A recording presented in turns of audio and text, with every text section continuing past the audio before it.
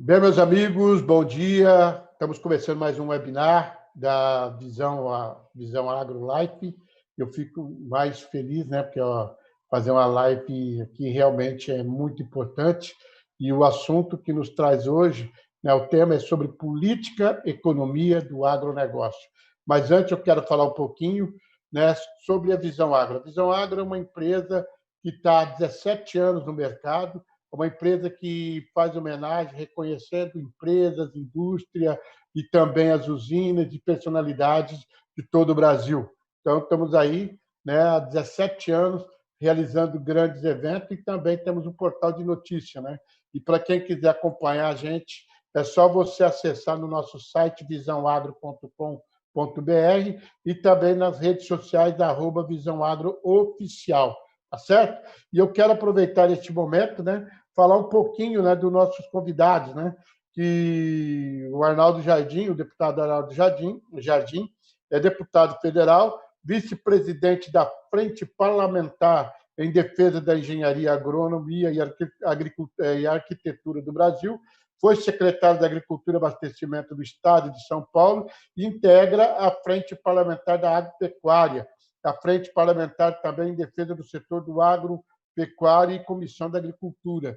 Então, esse é o currículo do nosso querido amigo deputado Arnaldo Jardim. E o outro convidado, para nós é uma honra muito grande também estar recebendo, o Haroldo Torres, que ele é economista, especialista em economia agrícola, mestrado e doutorado em economia aplicada, criador e idealizador do canal Economicamente, com ênfase em desenvolvimento de modelos e sistemas voltados principalmente para o seguinte tema: análise de projeto, valuation e análise de custo de produção e pesquisa nos setores agrícolas, do setor agronegócio, no setor energético.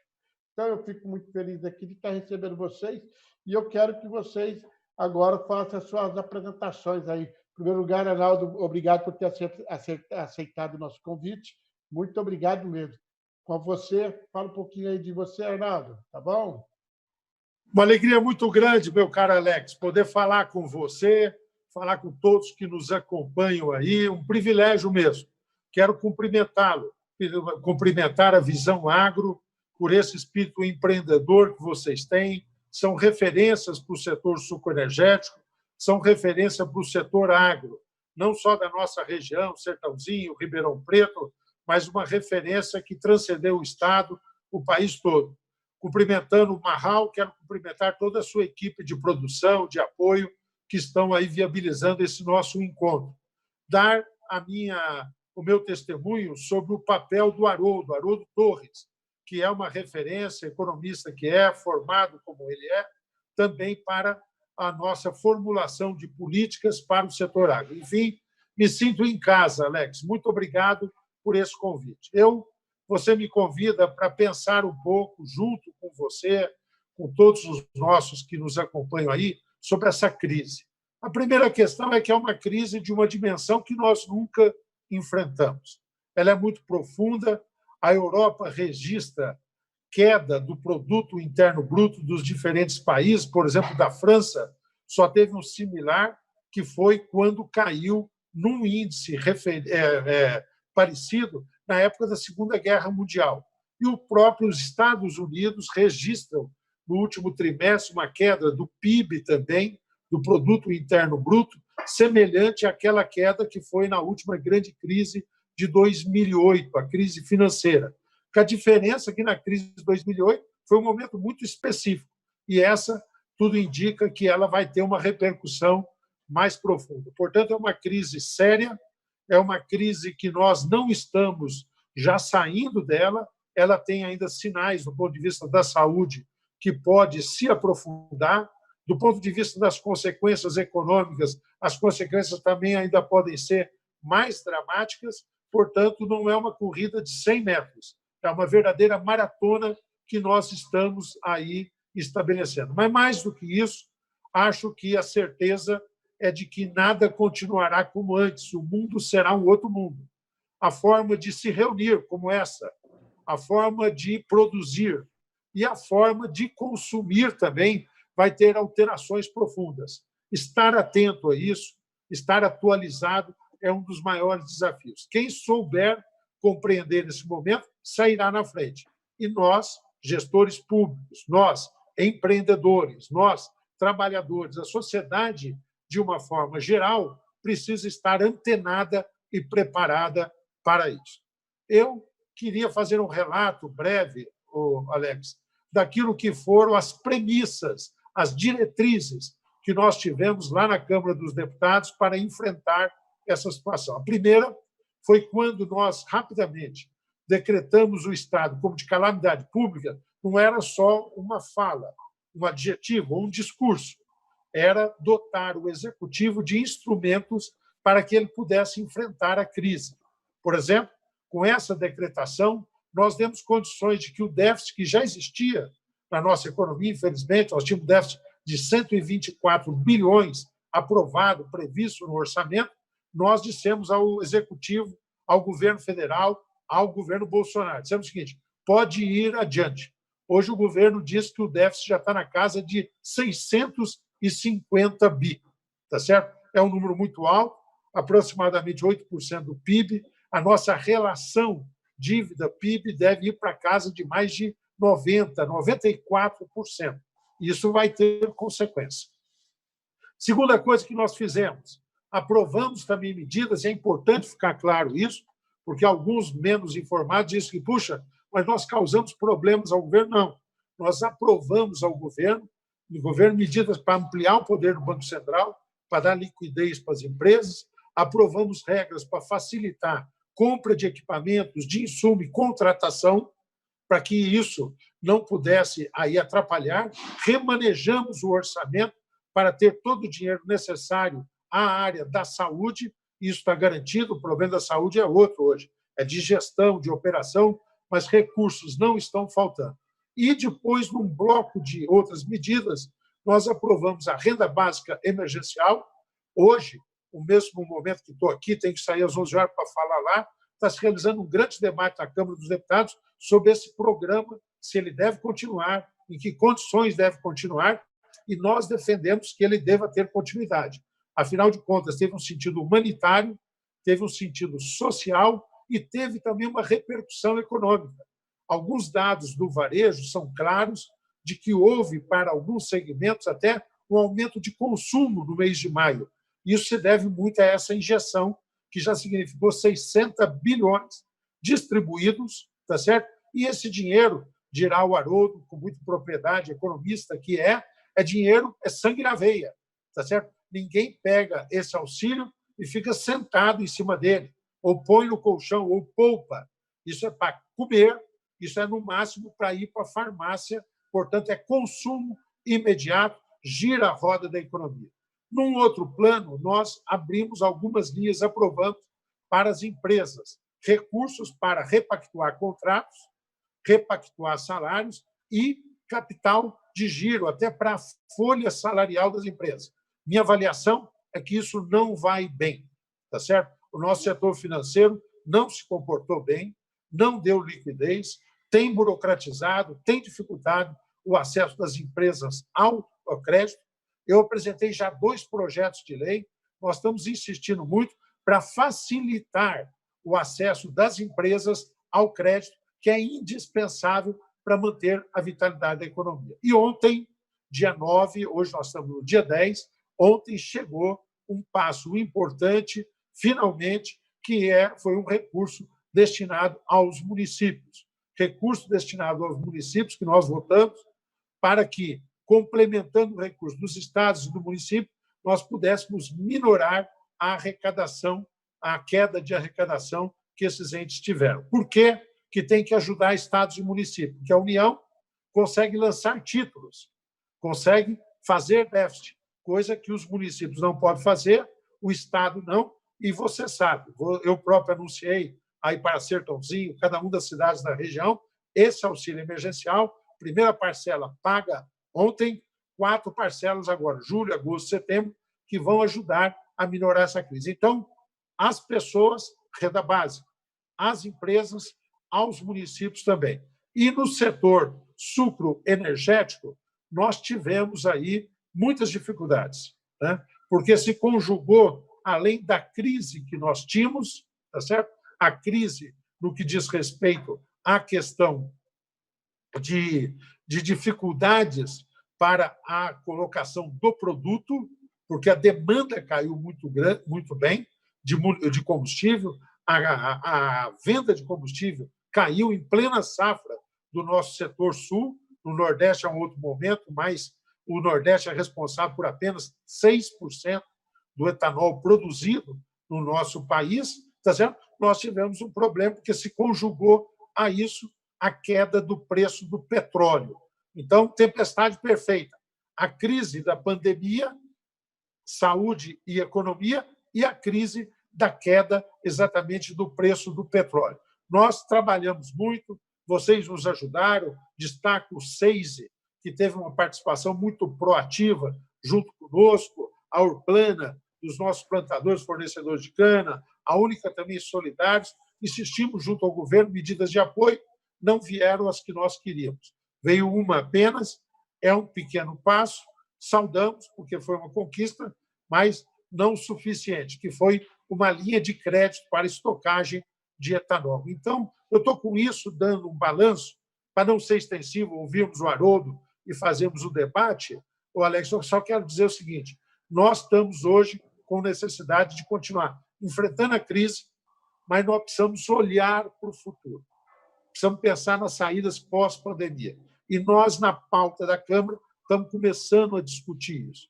Medidas que pensem a médio prazo. Eu apresentei recentemente um projeto sobre uma nova lei de debêntures para ampliar os investimentos em infraestrutura, tá certo? Nós estamos querendo votar a nova lei do gás, a lei do saneamento, medidas que vão, do ponto de vista de futuro, pensados. Hoje, dia 10 de junho. Semana passada, Semana do Meio Ambiente, dia 5, Dia Mundial do Meio Ambiente. Vocês, na Visão Agro, comemoraram isso, eu também. Nós temos uma preocupação com essa questão ambiental, porque ela, para o Brasil, é uma grande oportunidade. Eu finalizo fazendo essa consideração. A China redefiniu um plano de retomada. A Europa também. Os Estados Unidos estão redefinindo. O que esses programas têm em comum? Todos eles. Eu estou tentando estudar e aprender com isso. Primeiro, uma digitalização da economia. Ela virá de uma forma muito forte. Segundo, você conseguir ter um processo interno de produção que você não dependa tanto de fornecedores internacionais. Todo mundo tomou um susto quando tinha que parar de produzir, porque não recebia aquilo que era um insumo que vinha da China. Tá certo? Nós tivemos problema nos respiradores, em outros equipamentos. Então, fazer a cadeia mais interna. Não significa se fechar, mas significa levar isso em conta. E depois, prioridade é a questão sanitária e de saneamento. Todo mundo está investindo nisso, nós precisamos investir em energia renovável e compromisso com a sustentabilidade. Esse caminho me dá muito entusiasmo, porque não tem nenhum país que possa estar melhor posicionado do que nós. O Brasil pode ser a vanguarda internacional da nova economia, da economia de baixo carbono, da economia verde. Ninguém tem uma matriz energética limpa como nós temos. Ninguém tem uma matriz de combustível renovável como nós temos. Ninguém tem uma legislação tão dura, tão rigorosa, muitas vezes excessiva até, na questão ambiental, como nós temos. Portanto, o Brasil tem tudo para ser a vanguarda nesse novo momento. Ter uma diretriz, dar a volta por cima, retomar as iniciativas. Tá certo. Obrigado, Arnaldo, pelas considerações aí. É o seguinte, você que está nos assistindo, quiser fazer as perguntas, pode enviar as perguntas para o Arnaldo e também para o Haroldo, que depois nós vamos estar passando para eles, que a gente possa responder, tá ok? E falando realmente, o Brasil é um país, né, Arnaldo? Está me ouvindo? Então, o Arnaldo está sem o áudio dele lá. Não, eu só fechei meu microfone para não fazer ruído aí. Quando eu for chamado, eu volto, para ouvir melhor o Haroldo. Tá bom. Então, nesse momento, só para a gente ter uma análise aí do Haroldo agora, para que ele possa também fazer a sua explanação sobre esse tema que a gente vai estar abordando, que é Política, Economia e Agronegócio. Haroldo, seja bem-vindo, meu querido. Muito obrigado, Alex. Obrigado, Arnaldo. Primeiro, agradecer a todo o time da Visão Agro pelo convite, dizer que é um prazer enorme estar aqui com vocês, principalmente ao lado de dois grandes líderes, principalmente aí, Alex, você, do ponto de vista do setor sucroenergético com a Visão Agro, e o nosso querido deputado Arnaldo Jardim, que tem liderado esse esforço e essa bandeira do um agro que capitania um desenvolvimento econômico e sustentável. Então, primeiro, agradecer a vocês pelo convite. E queria começar falando um pouco, até assim, por onde começar? Hoje acho que muitos de vocês acordaram um pouco assustados quando vem a OCDE fazer uma projeção de uma queda do PIB brasileiro aí de mais de 9%. Ou seja, independente da magnitude dessa queda, a gente tem um recado claro. A gente vai ter, justamente como o Arnaldo colocou, uma queda no PIB, uma queda do Produto Interno Bruto, talvez sem precedentes na história econômica do Brasil. Só que a maior parte dessa queda está vindo justamente do consumo privado, do consumo das famílias. Essa queda ela vai ser de mais de 7% sobre a ótica do consumo das famílias. Por outro lado, quando a gente olha para o investimento, a mesma coisa, o investimento caindo aí já, uma expectativa para esse ano, se reduzindo em quase 10%. Só que, a despeito de todo esse cenário, nós temos o agronegócio, nós temos a agropecuária. Se nós olharmos, por exemplo, no primeiro trimestre de 2020, a safra recorde de soja sustentou o crescimento do PIB agropecuário. Ou seja, com uma receita recorde, o agronegócio vai aumentar a sua participação no PIB do país. Ou seja, a gente estima aí um aumento do PIB do agronegócio ao redor de 2%. Ou seja, apesar de todas as intempéries que o agronegócio vive, intempéries essas, sejam climáticas, seja de pragas, doenças, nós vamos crescer aproximadamente 2% esse ano e vamos ter uma safra recorde, principalmente em grãos. Só que eu não poderia começar uma análise econômica sobre o agronegócio sem discutir duas variáveis. Quais são essas duas variáveis? O agronegócio ele é impactado e toda commodity agrícola nós precisamos olhar duas variáveis. A primeira é câmbio e a segunda é petróleo. Por que câmbio? Porque o agronegócio brasileiro, por natureza, ele é exportador líquido de matéria-prima, de commodities. E quando nós olhamos para o câmbio, nós tivemos recentemente um fenômeno que nós economistas damos o nome de overshooting, né? Ou seja, aquela estilingada do câmbio, batendo ali quase em R$6 e recentemente já voltando para baixo dos R$5. Só que esse movimento ele teve dois vetores. O primeiro vetor foi um diferencial menor da taxa de juros em função da redução da Selic, o que provocou uma saída de capitais do país. E do segundo lado, uma maior aversão ao risco, levando por sua vez e ocasionado por sua vez pelo nível de incerteza e pelo apetite de risco que a gente teve em função da pandemia. Quando a gente olha para o câmbio, ele é uma variável que nos dá de um lado e tira de outro. Mas é importante dizer que o câmbio ele é um vetor extremamente importante para a geração de receita. Ou seja, quando nós temos uma desvalorização cambial, nós aumentamos a nossa receita trazida, aumentamos a geração de divisas, contribuímos para o saldo da balança comercial e, por outro lado, o nosso custo em dólar reduz, aumentando a nossa competitividade no mercado internacional. Então, é importante dizer que nós vamos ter um primeiro ponto importante desse cenário foi pelo câmbio. Só que o câmbio não é a variável só que entrega a receita. O câmbio é uma variável também que nos penaliza de um outro lado no setor agropecuário em relação a custo de produção, principalmente com insumos agrícolas. Em especial, se nós olharmos no Brasil, mais 70% dos fertilizantes são importados, ou seja, com um câmbio mais caro, o meu insumo agrícola também aumenta, em especial fertilizante. Por isso que eu costumo brincar.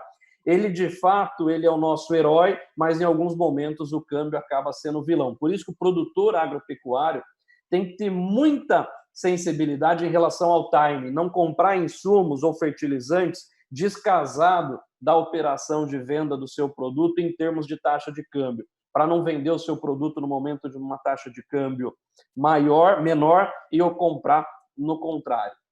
Dito isso, eu comentei a primeira variável, e essa variável foi justamente falando sobre câmbio. Só que nós não podemos esquecer de petróleo.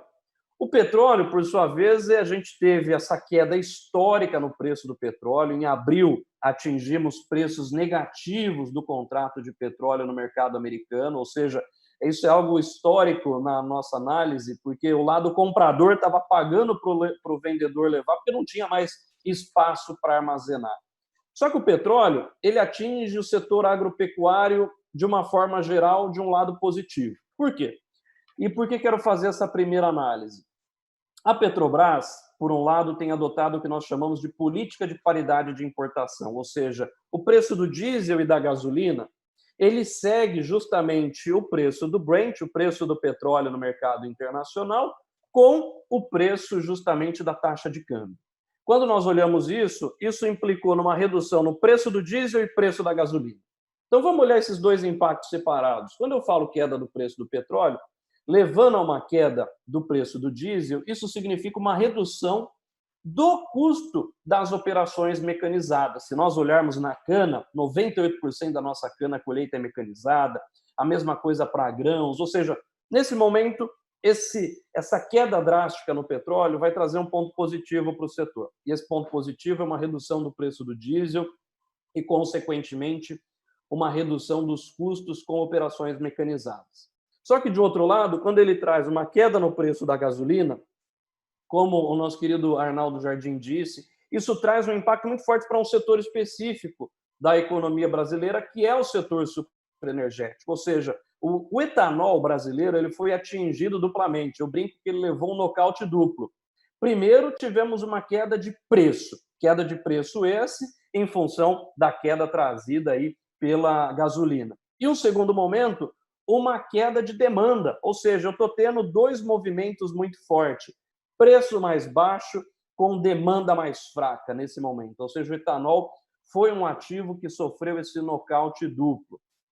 Por outro lado, eu queria comentar o seguinte, mesmo que as grandes commodities como um todo no Brasil, se a gente olhar à exceção de suco de laranja, se nós olharmos em dólar, açúcar, café, cacau, algodão, soja, milho, em dólar essas commodities tiveram um arrefecimento. Por quê? Em função até de uma percepção mundial de arrefecimento da demanda.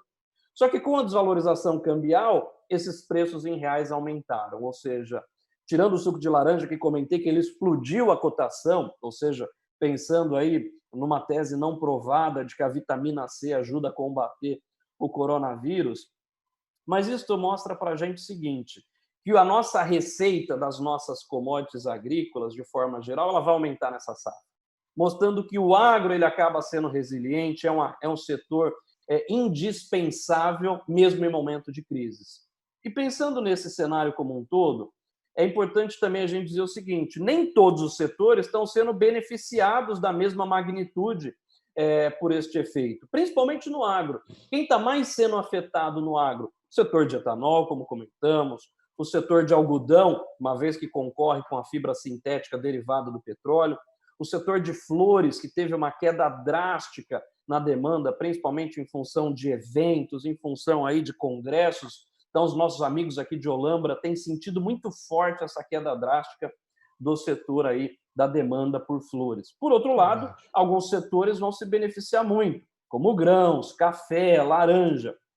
E para sintetizar, o que eu quero dizer? Eu acho que o agro tem uma oportunidade única neste momento, que é uma oportunidade, inclusive, de mostrar o seu papel, não só de desenvolvimento regional e social, ou seja, as cidades e os municípios que têm um peso forte do agro vão conseguir amortecer esse impacto trazido aí pela pandemia. E para fechar, eu acho que tem um ponto que eu gostaria de convergir muito fortemente com o Arnaldo, que eu vejo o seguinte, apesar de todo esse cenário, nós precisamos facilitar o acesso ao crédito. Ou seja, mesmo em todo esse contexto de uma Selic baixa, se nós olharmos antes da pandemia, as taxas de juros livre para o agronegócio oscilavam aí ao redor de 6,5% a 8,75% ao ano. Hoje, nós estamos vendo, apesar, de novo, de uma Selic a nível nominal historicamente baixa, hoje nós estamos vendo uma taxa de juros para o agronegócio, os recursos livres em operação do crédito rural, sendo negociadas a 10,5%, ou seja, mostrando que os bancos estão, neste momento, tendo uma certa aversão ao risco. E muitos produtores têm, justamente nesse momento, criticado e feito uma série de reclamações com relação ao acesso a crédito, dificuldade de acesso a funding. Então, é preciso, nesse momento, que a gente crie medidas, principalmente medidas para chegar na ponta, e medidas que cheguem na ponta, principalmente com vistas à continuidade das nossas operações. Então, acho que essa era uma abordagem inicial que eu queria fazer, justamente para convergir naquilo que o nosso querido deputado Arnaldo Jardim falou em relação a facilitar o crédito.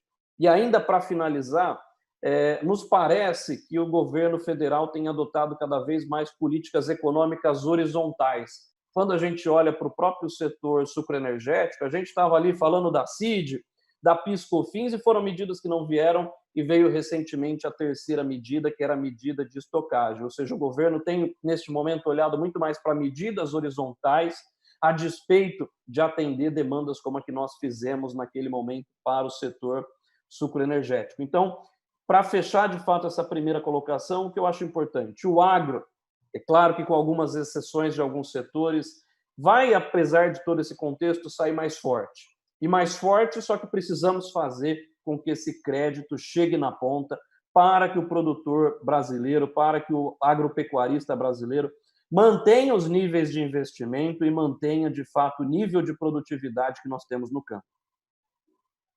Tá certo, obrigado, Haroldo. E eu quero também fazer uma explanação, até para que vocês possam também me ajudar a decifrar esse momento, porque, na verdade, 2019 foi um ano de muita esperança. Ele teve um pequeno crescimento de 1,1%, né, do PIB, e depois a gente foi feita uma perspectiva de que sairia de 2% a 3% em 2020. Né? Então, entramos no ano 2020, todo mundo animado, todo mundo com esperança, tanto o cenário político como empresarial, a população, estava tudo animado que realmente 2020 seria o grande ano. Mas ninguém esperava a pandemia do coronavírus, e que realmente veio e virou o mundo de perna para o ar. E só para que vocês possam ter uma ideia, nós temos aqui informação de que 5 mil pedidos de falência das indústrias, né? Só do Brasil. E 12 milhões de negócios foram afetados, segundo o Sebrae. Né? E ainda por cima, né, o estado mais atingido, né, deu um total de 860, só agora no mês de abril, 860 mil empregos foram perdidos. Né? Só o estado de São Paulo, Haroldo, foi 260 mil pessoas. Né? Então, você imagina que o estado que mais sofreu as consequências do corona. E agora eu pergunto para vocês, como que a gente pode fazer, como que a gente pode sair desse momento que ainda é tenebroso e a gente não sabe em quem acredita, porque um fala uma coisa, outro fala outro. Eu estava ouvindo o Datena hoje pela manhã e ele disse que ninguém sabe o número de mortos reais, porque um fala uma coisa, outro fala outra. Segundo ele, acredita que é muito mais do que existe. Aí tem aqueles que defendem a quarentena, tem aqueles que não defendem, tem aqueles que defendem a flexibilização horizontal, outra flexibilização vertical, e a gente não sabe como que está esse negócio. Eu sei que o Arnaldo está em Brasília acompanhando tudo isso de perto. Então, Arnaldo, eu te faço essa pergunta. Qual o caminho, o que realmente há de verdade em tudo isso para que nós possamos estar informados do que realmente está acontecendo neste momento com o país brasileiro?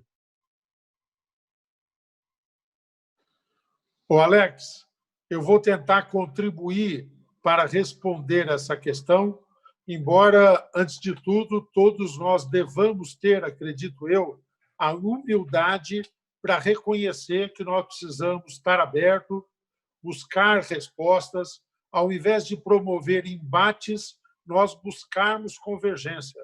Ao invés de acirrar conflitos, nós buscarmos construir alternativas. Então, eu vou comentar, se você me permite, um primeiro aspecto tão bem destacado aí pelo Haroldo, que já apontou um futuro importante. É o debate, Haroldo, onde tomou o maior espaço na reunião da diretoria da FPA, que é a Frente Parlamentar Agropecuária. Eu sou vice-presidente para a região Sudeste, nosso presidente é o Alceu Moreira, que é um grande presidente. Nós ontem discutimos muito a questão do Plano Safra. Né? Nós temos agora, para ser anunciado o Plano Safra, A ministra Tereza Cristina tem feito um esforço grande no sentido de buscar condições mais favoráveis para a disponibilidade do recurso, quebrando exigências e burocracias.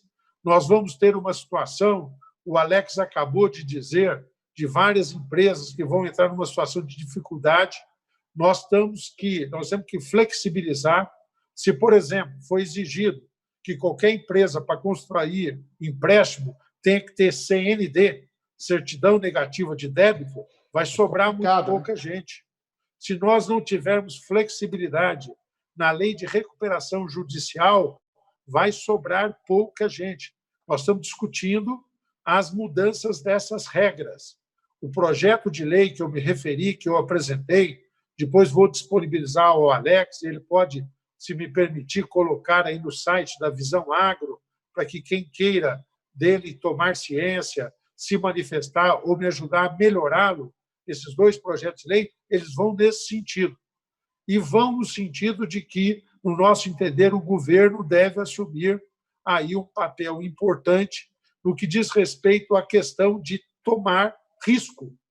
O governo, já num projeto aprovado por nós, toma 85% do risco. Nós achamos que nós devemos ir a 100% para o governo bancar isso, para exatamente poder flexibilizar as garantias exigidas das empresas. Mas, voltando, ontem, na reunião da FPA, Alex Ramos e todos os amigos da Visão Agro, nós discutimos o Plano Safra. Não estamos contentes com aquilo que o Ministério da Economia está propondo. Ainda fala, hoje, a taxa, para pegar uma referência, que é a taxa de financiamento de maquinários, os juros estão em torno de 8,5%, no momento que a Selic é 3%. E nós queremos diminuir isso. Isso significa um juro real muito elevado. Né? As autoridades vieram com uma proposta em torno de 6,5% para linhas de crédito. Ainda é muito em relação àquilo que é a taxa Selic, implicando em juros reais. Hoje à tarde, nós teremos uma reunião da diretoria da FPA com o Banco do Brasil, estamos pedindo um diálogo com o ministro Paulo Guedes. Então, estamos trabalhando no Legislativo para flexibilizar exigências e ajudar a oferecer garantias. E negociando taxas de juros mais favoráveis. Esse é o primeiro capítulo. Segundo, você também destacou, e eu gostei muito do seu raciocínio, você diz o seguinte, manter a produtividade do agro. Aí tem duas iniciativas que vão nesse sentido. Primeiro, que muito da produtividade vem com fora da fronteira. Eu nem estou falando de reforma tributária, nem estou falando de outras questões macroeconômicas, nem vou falar sobre o câmbio, porque você abordou muito bem. Eu vou falar das condições de estrutura, de armazenamento e logística de transportes. Então, nossa proposta de debêntures, de investimento na infraestrutura, é para garantir, Alex, que o custo seja menor para dar mais competitividade aos nossos produtos fora. Nós estamos vivendo um bom momento, a taxa de juro favoreceu muito o setor. Nesses 2 meses que nós passamos, o juro já está ajustado agora para outro patamar. O câmbio. Né? O câmbio nós tivemos, como disse o Haroldo, a 6, agora baixou para 5, ontem fechou em 4,85. Acho que vai ficar nessa faixa de 5, 5 e pouco. Portanto, nós não podemos nos fiar no câmbio para garantir produtividade. Então, tem que ter as condições de infraestrutura para isso. E um outro paralelo, que é mais de médio prazo, continuarmos a investir em pesquisa.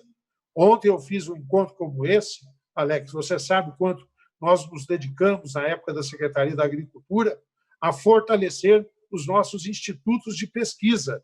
Ontem eu fiz uma reunião com a Embrapa, segmentos, polos da Embrapa, para a gente continuar a fazer disso, que isso faz uma grande diferença. E um outro aspecto que eu comecei e vou terminar essa minha primeira participação nos debates aí, Alex, respondendo a sua pergunta, nós precisamos de paz política, tá certo? Nós precisamos baixar a temperatura, tá certo?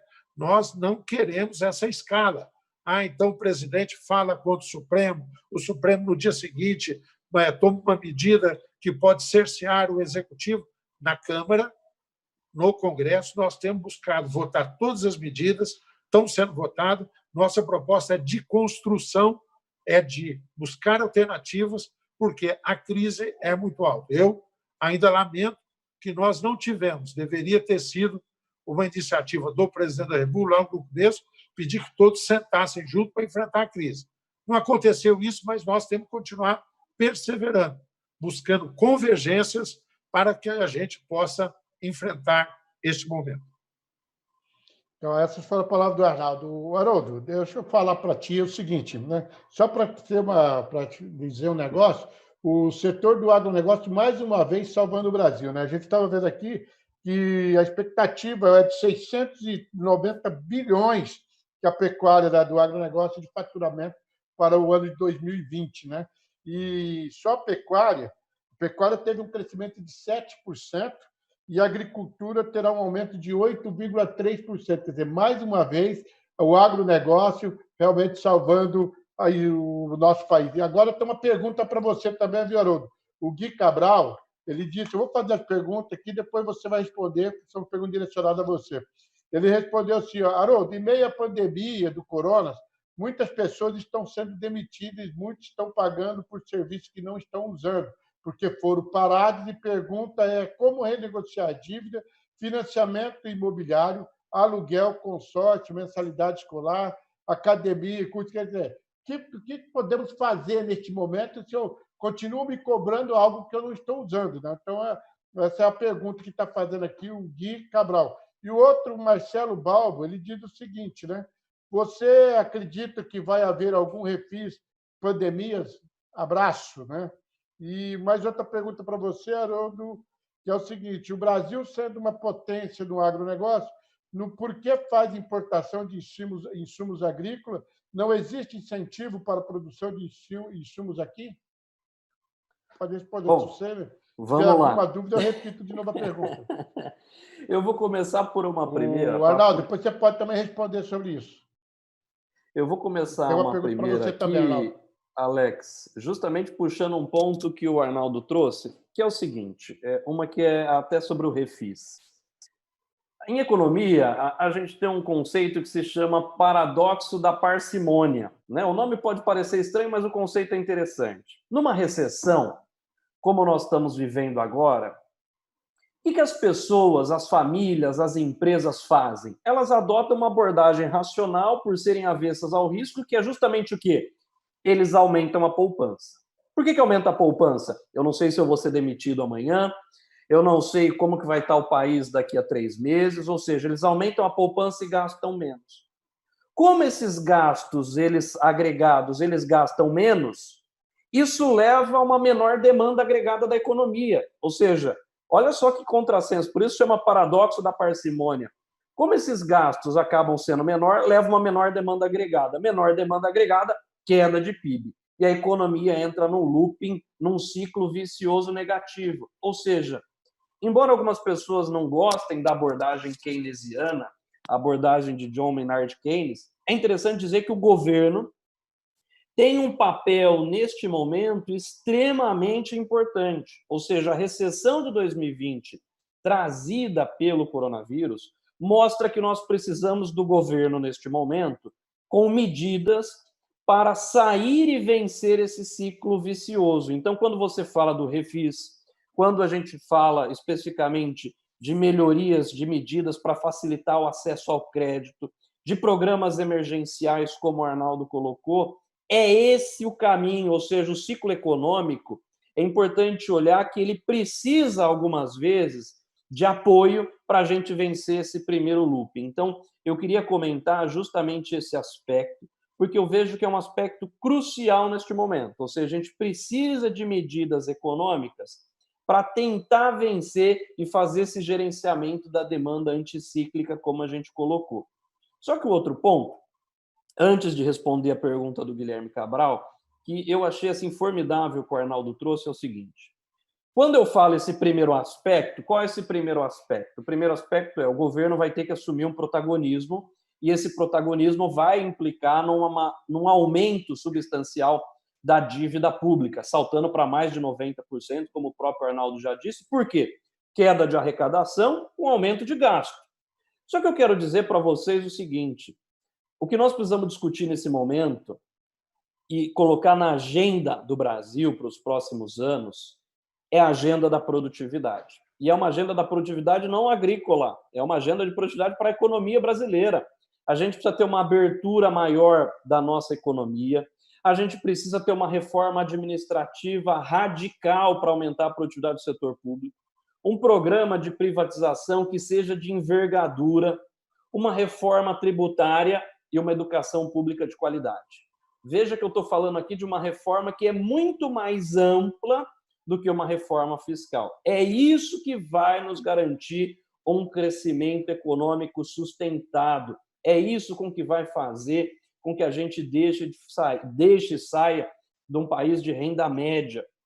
Então é importante dizer, pessoal, que neste momento não é hora da gente discutir um modelo econômico, por exemplo, de austeridade.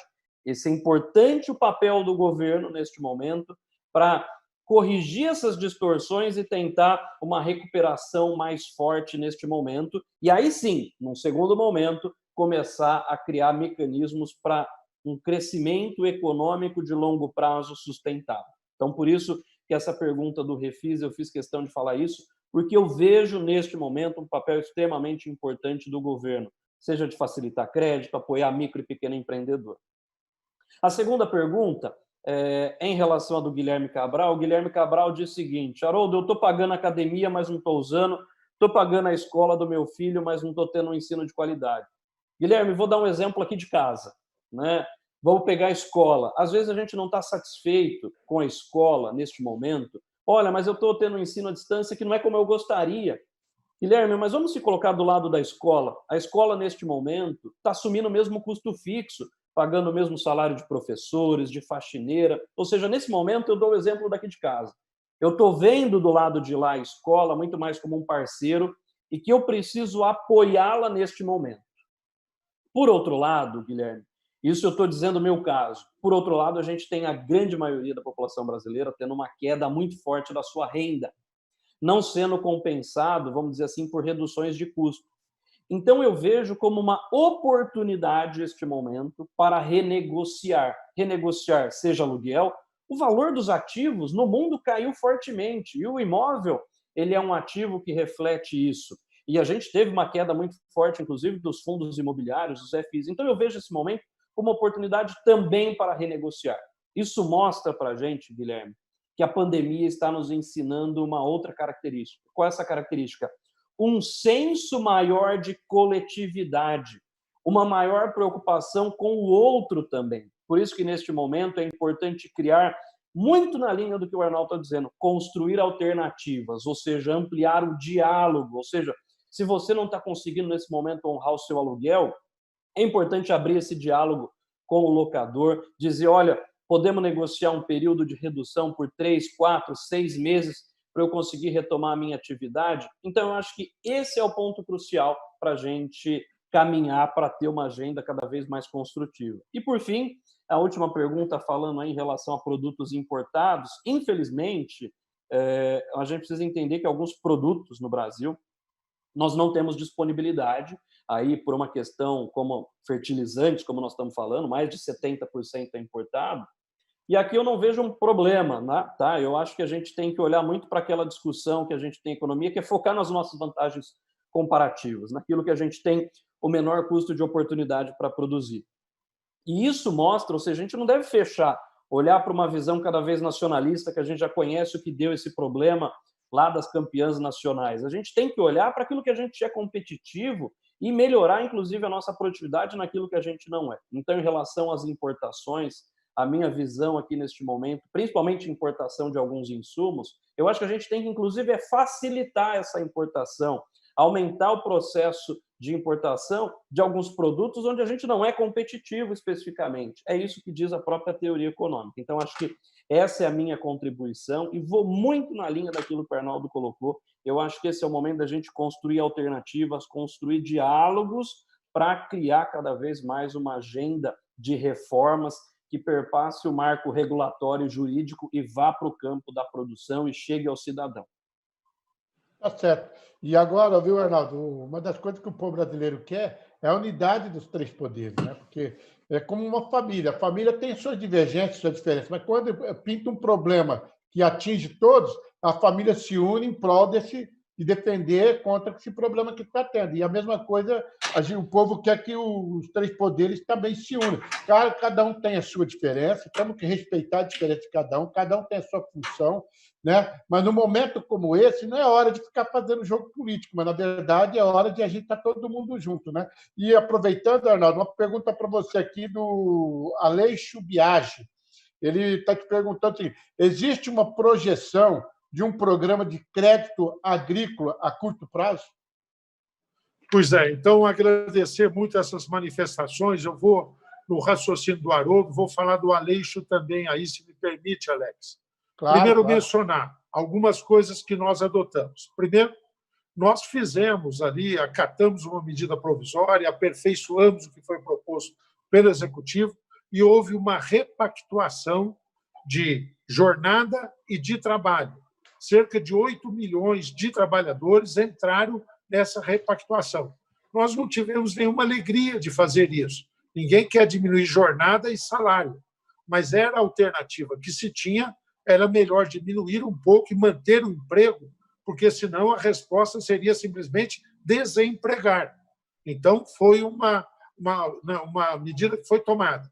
Segunda, FIES, milhões de estudantes, no caso, mais de 1 milhão, em atraso com o FIES. Nós fizemos também uma prorrogação de todas essas medidas. Uma série de recolhimentos tributários foram postergados também, para se fazer depois, numa forma de aliviar as empresas. Foi votado também que estão proibidos, nesse instante, ações de despejo por conta de inadimplência de aluguel.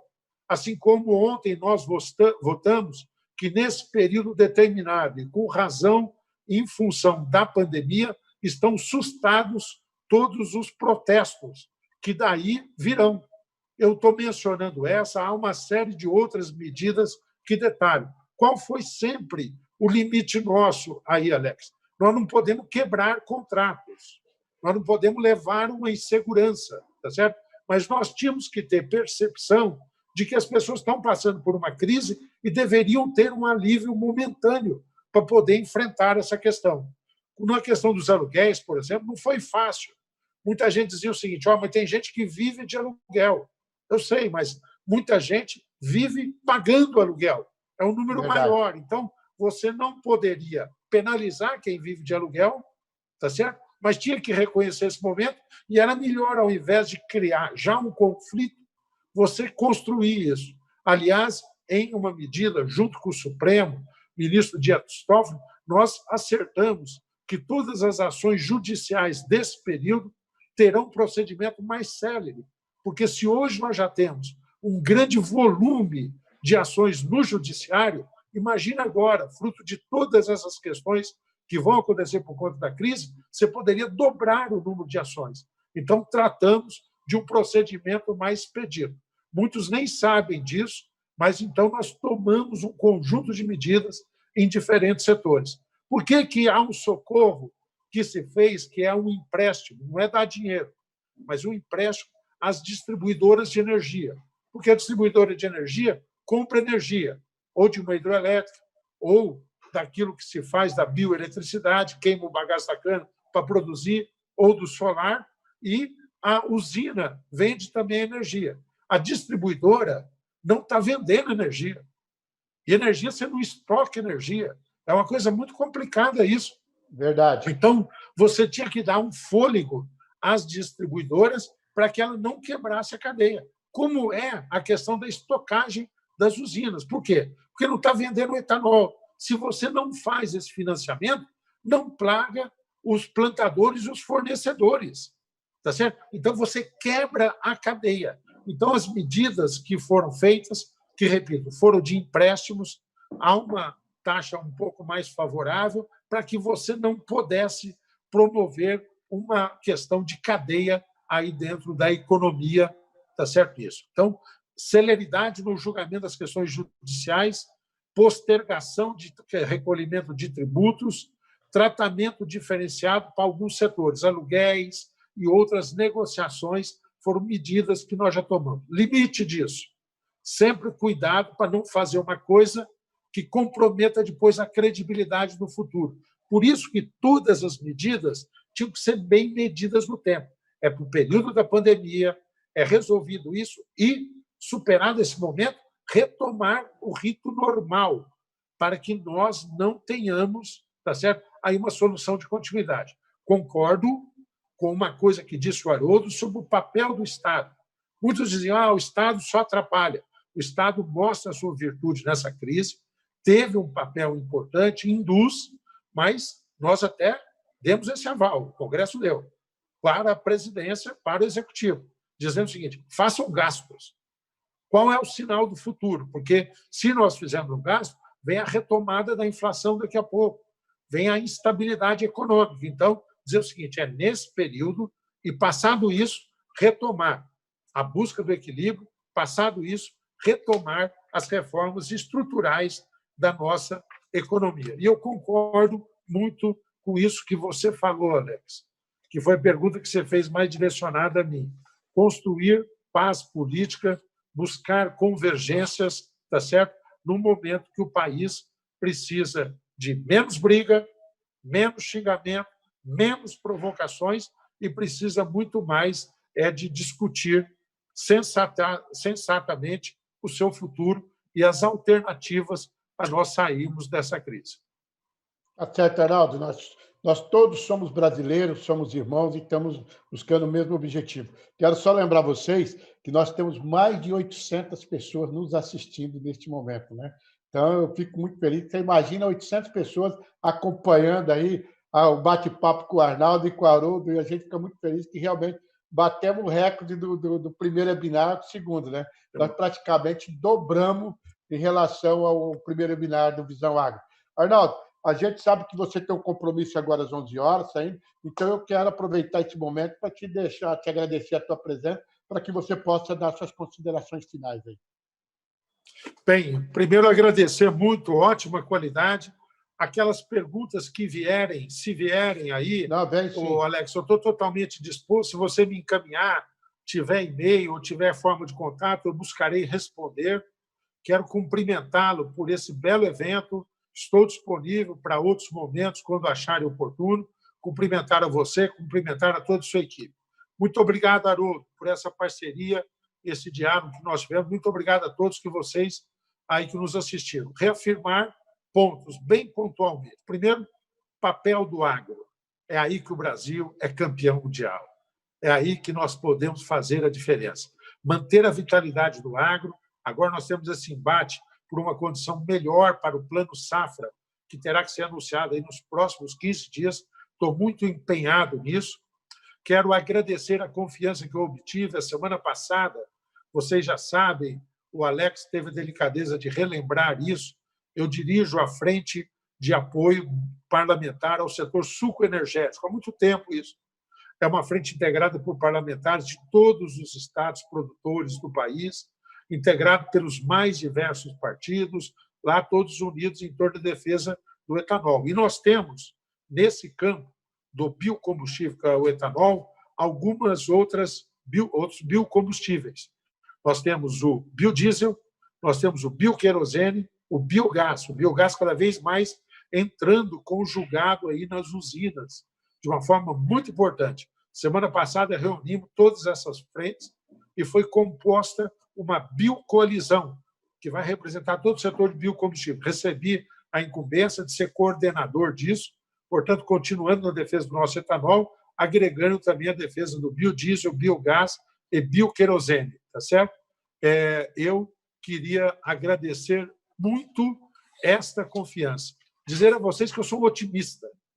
Essa crise não é fácil, a todos nós angustia, a tristeza e a minha solidariedade aos que sucumbiram nesse momento, às famílias acometidas, dizer-te da nossa angústia de ver uma situação econômica tão delicada como nós estamos vivendo, mas eu tenho certeza, o agro será a bola propulsora, o país é muito melhor do que a crise.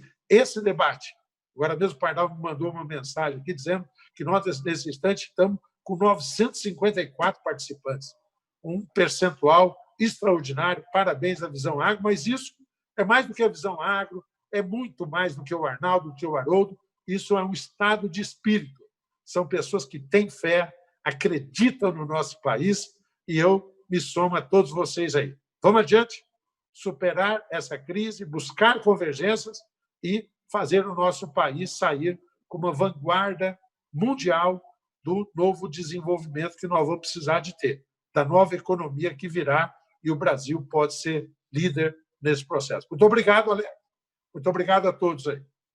Um abraço, Arnaldo. Obrigado por atender o nosso convite. E, com certeza, nós voltaremos a fazer outros webinars para que realmente possamos manter a população brasileira informada de tudo que acontece no país e, principalmente, no Congresso. Sabemos que você é um defensor fantástico do povo brasileiro, sempre trabalhando em prol, principalmente nós de Sertãozinho, sabemos o tanto que você tem feito pela nossa cidade e somos muito gratos, principalmente, só para você ter uma ideia, Arnaldo, para a gente estar finalizando isso aí, a Santa Casa de Sertãozinho hoje é uma das Santa Casas mais bem estruturada, equipada da região de Ribeirão Preto, e devemos isso muito à verba que você tem enviado para a Santa Casa para que ela possa atender, que ela não só atende só Sertãozinho, ela atende mais de 8 cidades da região. Muito obrigado, Arnaldo. Então, agora a gente vai com o Haroldo. Haroldo, está aí na escuta, Haroldo? Estou aqui. Obrigado, Alex, pelo convite mais uma vez. Mas eu não estou despedindo você ainda não, Haroldo. Espera. Haroldo, é o seguinte, o Arnaldo, já estou liberando o Arnaldo porque ele tem um compromisso. Arnaldo, obrigado mais uma vez, tá? Um abraço, obrigado, Arnaldo. E até a próxima, se Deus quiser, tá? Tchau, tchau. Agora, Haroldo, é o seguinte, nós estamos vivendo um momento aqui na área econômica, você sabe que o Brasil, através da pandemia, todo mundo ficou preocupado, no primeiro momento, em quarentena, fechar a população, mas a gente já sabia que, parando o povo, com certeza nós íamos ter um outro problema, que é a parte da economia. E o governo já vinha avisando, falou, nós não temos uma frente para combater, nós vamos ter duas. Então, se a gente cuida ou não, vai ter problema. Então, na verdade, o que aconteceu? Tudo aquilo que foi falado no começo está acontecendo. Muitas empresas fechando, comércio fechando, pessoas perdendo emprego. E os primeiros que sofreram com a situação foi o informal, porque é o cara que ganha o seu dinheiro todo dia, e ele não poder vender o seu lanche, não poder vender sua paçoquinha, não poder vender seu sorvete, isso realmente criou um caos. Isso passa a ser problema social. Você, como economista do agronegócio, como que você vê isso neste momento? Qual é a saída que você entende para o Brasil neste momento? Inclusive, hoje, o ministro Paulo Guedes está ontem, né, falando, ele disse que agora ele vai abrir uma linha de crédito para ajudar a pequena e a microempresa, né, num valor aí que vai estar liberando para socorrer. Isso vai ser muito bom neste momento? Bom, Alex, você colocou um ponto essencial da discussão, justamente o seguinte, olha só, nós estamos discutindo uma linha de crédito para PMEs, pequenas e microempresas, agora, mas elas foram as primeiras a serem afetadas. Por quê? O que quebra uma empresa, pessoal, quem é empresário e está nos assistindo, é capital de giro. A falta de capital de giro é que quebra uma empresa. E a gente sabe, pessoal, que esse é um problema sério das nossas empresas. Nossas empresas trabalham com baixíssimo nível de capital de giro, né? É a receita do dia, quase que é o almoço para pagar a janta. A gente sabe como é a dinâmica do empresário brasileiro. Portanto, o primeiro ponto que eu coloco aqui e é uma crítica, na realidade, à letargia com que têm saído medidas de apoio. O pequeno e médio empresário é o que tem menos capital de giro. Era a primeira linha de financiamento que deveria ter saído. Veja, por exemplo, no caso do setor sucroenergético, que a linha de financiamento de estoque saiu agora, quando o pico da pandemia foi em abril, ou seja, esperou passar 2 meses, o preço do petróleo já aumentou quando saiu a linha. Então, a primeira provocação que eu faço nós precisamos, ao mesmo tempo, criar um ambiente político, jurídico e institucional que dê agilidade. E isso significa agilidade para chegar na ponta na hora que o outro precisa. E aqui, a saída para a crise é velocidade nas medidas e políticas públicas. Só que elas não precisam apenas ser rápidas, elas precisam chegar efetivamente na ponta, ou seja, comentamos aqui indiretamente do aspecto ligado à taxa de juros. O produtor rural está pagando 10,5% na taxa de juros livre, com uma Selic de 3%.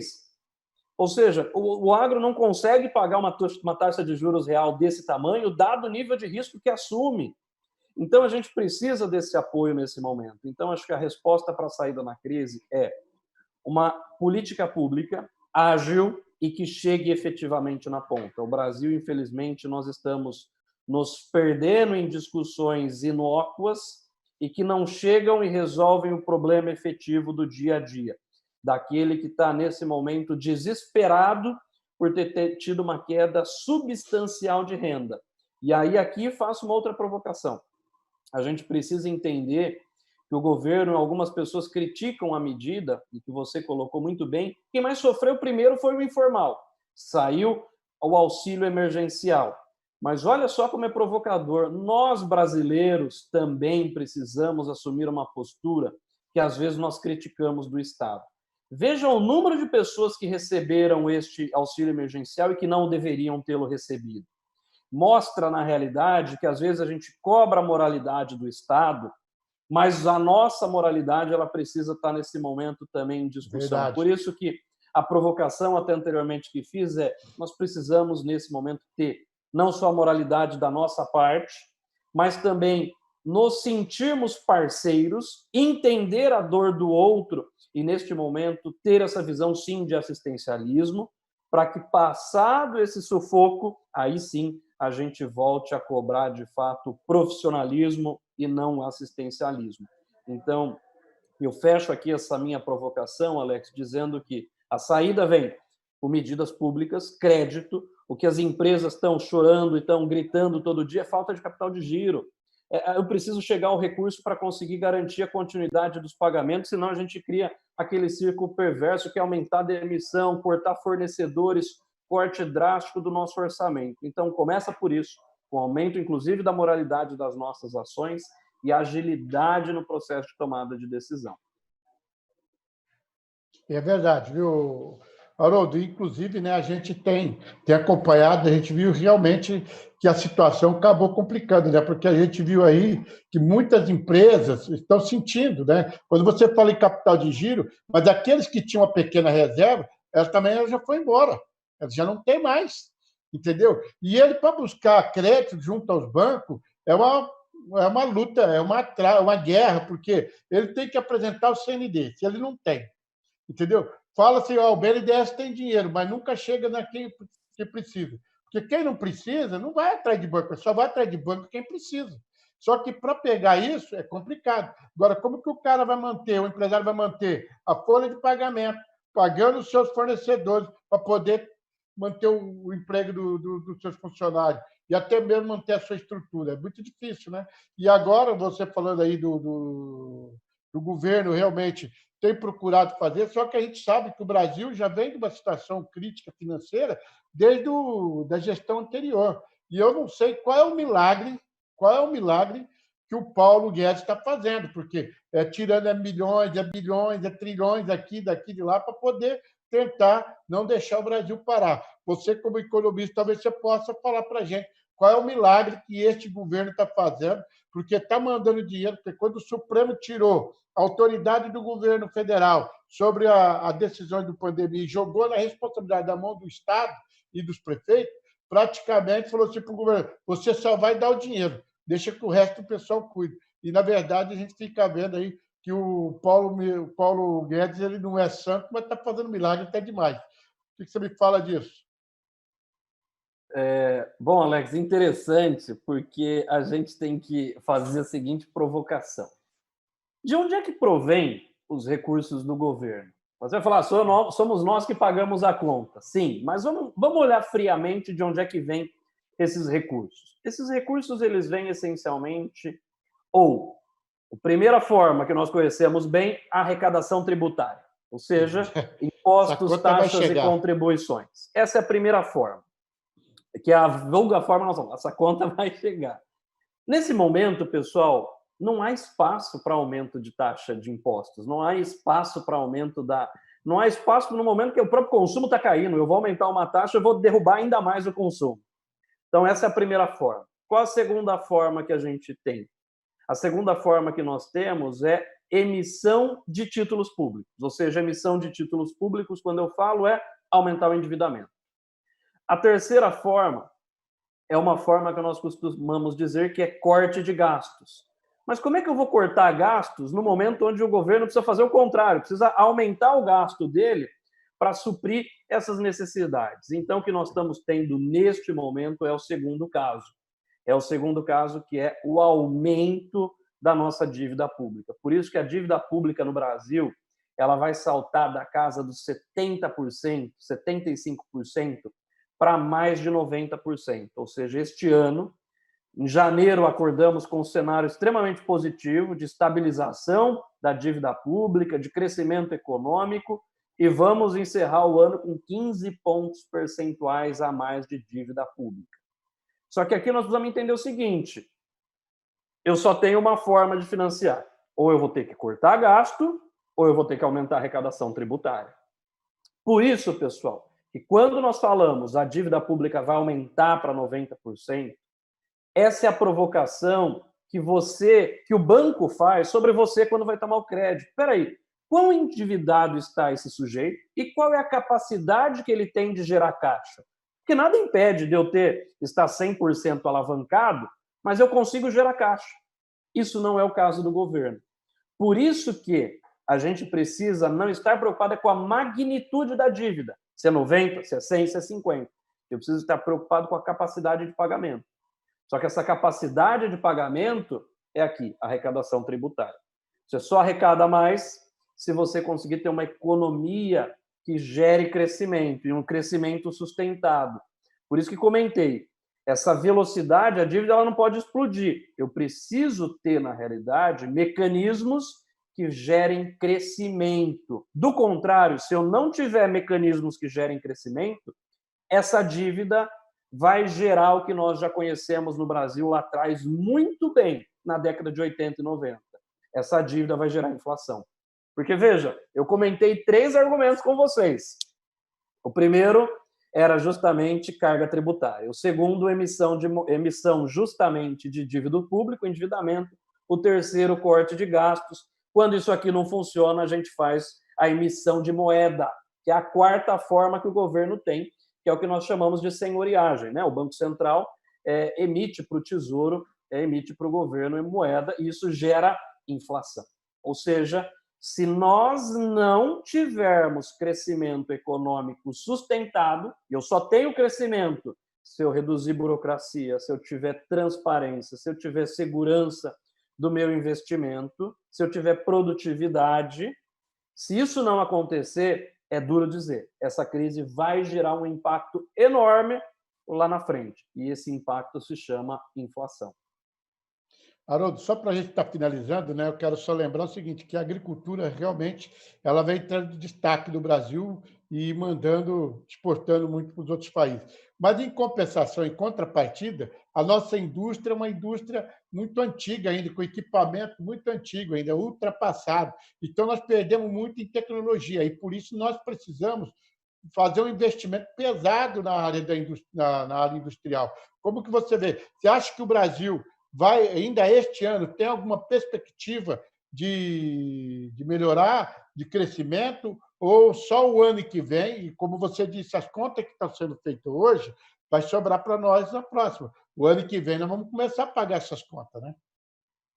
Tem um ponto importante que você tocou, Alex, que é justamente o seguinte.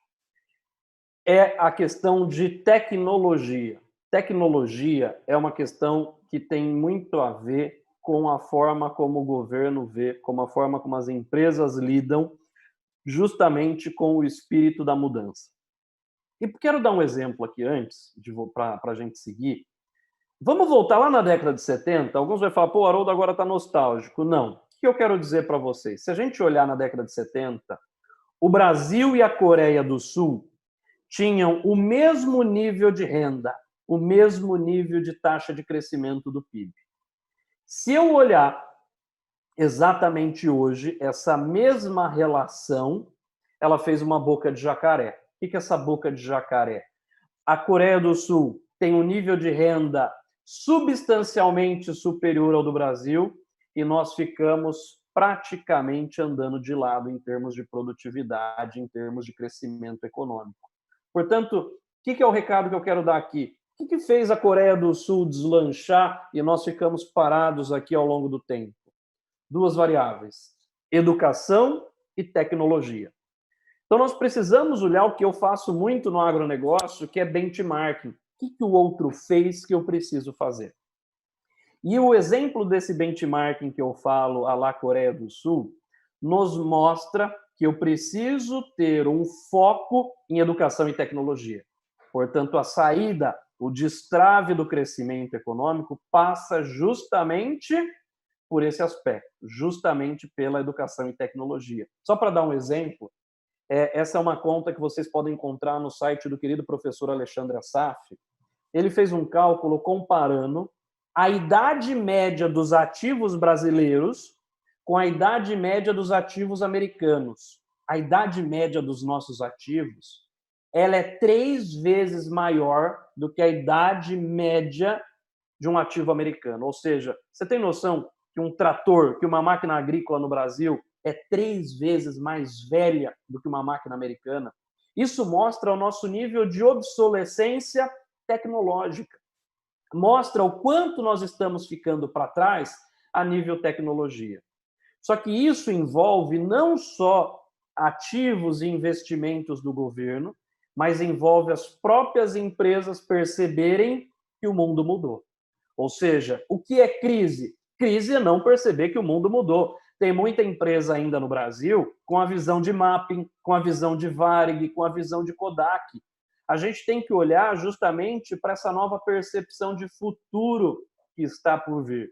E essa percepção de futuro que está por vir é cada vez mais um futuro baseado em tecnologia, um futuro baseado em inovação. Então, a gente precisa ter empresas cada vez mais ágeis, flexivas, competitivas, com aumento de produtividade e com estratégias financeiras para criar e gerar valor. Portanto, eu acho que esse é o recado essencial que a gente tem que ter, Alex, entender que a chave é quase que quando a gente vai fazer bolo, né? O que faz o bolo crescer? É o fermento que eu coloco. Na economia, o que é esse fermento? Esse fermento é produtividade. E produtividade está ligado com dois aspectos: tecnologia e educação. Então, esse é o caminho também que a gente tem que olhar para a saída para a crise. Quando eu falei anteriormente que no longo prazo nós vamos ter que fazer reformas para que essa dívida não exploda e gere inflação, essas reformas têm a ver com a nossa recuperação da nossa produtividade. Tá certo. Haroldo, mais uma vez quero agradecer por você ter aceitado esse convite. Muito obrigado. Você contribuiu muito hoje para o webinar, tanto é que nós já passamos da casa de quase 1.000 pessoas nos assistindo. Isso eu fico muito feliz e grato que realmente o pessoal tem dado uma credibilidade no webinar que a Visão Agro está fazendo e principalmente nos seus convidados. Muito obrigado e pelas suas considerações finais, Haroldo. Bom, eu primeiro, Alex, queria agradecer enormemente o convite, agradecer o papel que a Visão Agro está fazendo neste momento. A gente está percebendo neste exato momento aquela discussão que eu falei, que o mundo mudou. E o mundo mudou, como disse, cada vez mais a gente está olhando para conteúdo, a gente está olhando para informação que, ao mesmo tempo, nos ajude a tomar a decisão e, ao mesmo tempo, nos traga um pouco de conforto no momento onde nós estamos tendo aí não só discussões do ponto de vista de saúde, mas discussões do ponto de vista de política e economia. Por isso que eu parabenizo a Visão Agro por essa oportunidade de estar aqui falando com vocês, dizer que o mundo vai ser muito diferente daqui para frente. E a gente precisa encarar essa diferença não só sobre a ótica de vista da produção, mas sobre uma questão de mindset. Olhar para a nossa visão de mundo e de mercado e dizer que ele mudou. Se a gente olhar mais uma vez, é importante perceber o papel que a tecnologia vai ter dentro do nosso ambiente, dentro das nossas empresas. Então, parabenizo a Visão Agro, me coloco inteiramente à disposição de vocês e naquilo que precisarem, estou à disposição. Muito obrigado, Alex. Um abraço, quero agradecer, diante de todos aqui, a presença do Haroldo e também do deputado federal Arnaldo Jardim, né? E prometendo que nós vamos ter logo vamos ter uma próxima Visão Agro, uma live novamente, abordando vários assuntos, né? E o pessoal que continue acompanhando o nosso site de notícia, né? É só pegar lá, entrar no visãoagro.com.br, vai ter toda a informação, toda a notícia fresquinha, fresquinha. Mais uma vez, muito obrigado e até a próxima, Haroldo. Obrigado. Um abração.